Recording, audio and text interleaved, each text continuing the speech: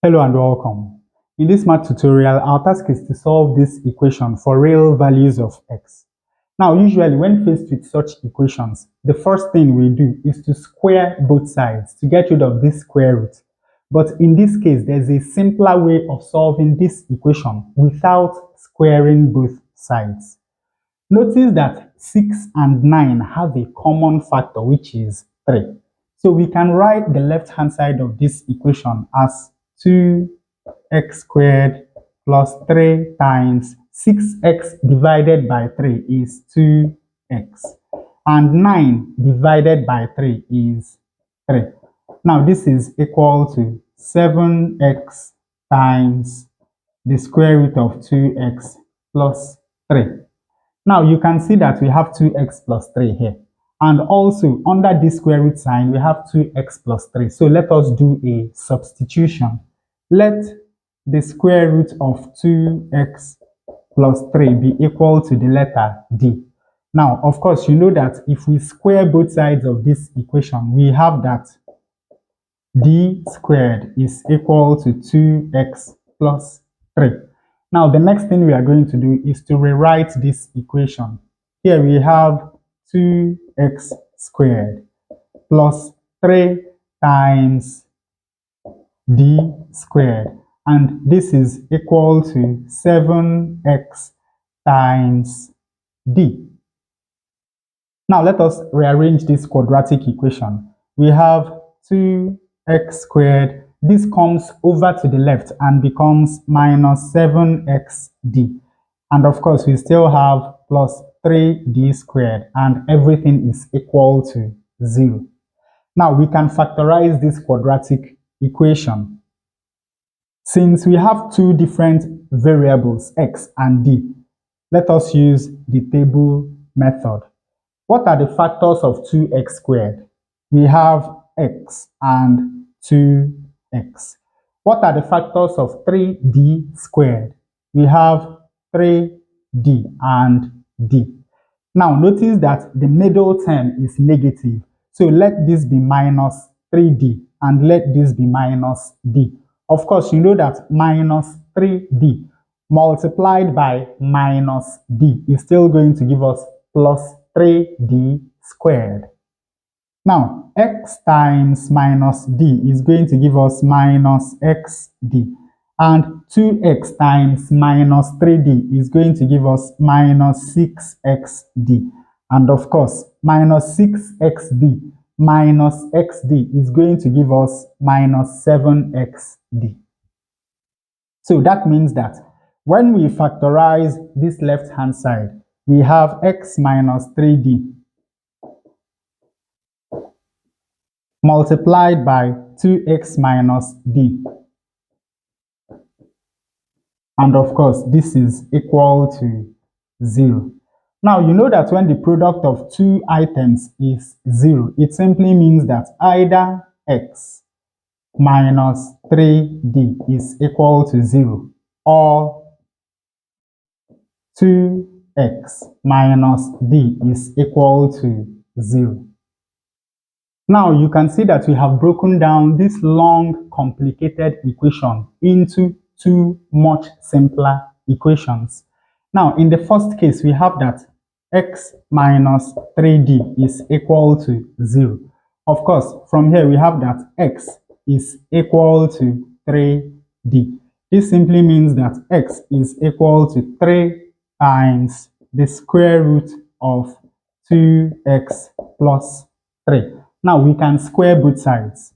When we do that, we have that x squared is equal to 3 squared is 9. And of course, the square is going to take care of this square root, leaving us with 2x plus 3. Now from here, we have that x squared is equal to 9 times 2x is 18x. And 9 times 3 is 27. This is the same as x squared minus 18x is equal to 27. Now we cannot solve this quadratic equation by factorization, so let us solve it by completing the square method. Of course, you know that at this point, the next thing we are going to do is to divide the coefficient of x by 2, square it and add to both sides of the equation. Now, minus 18 divided by 2 is minus 9. So we have x squared minus 18x plus minus 9 squared is equal to 27 plus minus 9 squared is 81. Now, you know that this is a perfect square. So we take 1x and we take 1 minus 9 and we square. And this is equal to 7 plus 1 is 8. And 2 plus 8 is 10. Of course, the next thing we are going to do is to take square root of both sides of this equation. When we do that, we have that x minus 9 is equal to plus or minus the square root of 108. But now remember that 108 is equal to 36 times 3. So we have that x minus 9 is equal to plus or minus the square root of 36 times 3. From here, we have that x minus 9 is equal to plus or minus the square root of 36 is 6. And we have root 3. So when we add 9 to both sides of this equation, we have that x is equal to 9 plus or minus 6 root 3. So we have two values of x from this first equation. And from the second equation, we have that 2x minus d is equal to 0. Of course, this means that 2x is equal to d. And since d is the square root of 2x plus 3, this means that 2x is equal to the square root of 2x plus 3. Now we can square both sides. When we square the left-hand side, we have 4x squared. And when we square the square root of 2x plus 3, we have 2x plus 3. Rearranging this quadratic equation, we have 4x squared minus 2x is equal to 3. Now, we cannot solve this quadratic equation by factorization, so let us solve it by completing the square method. The first thing we need to do is to make sure that the coefficient of x squared is 1. So we are going to divide through this equation by 4. 4x squared divided by 4 is x squared.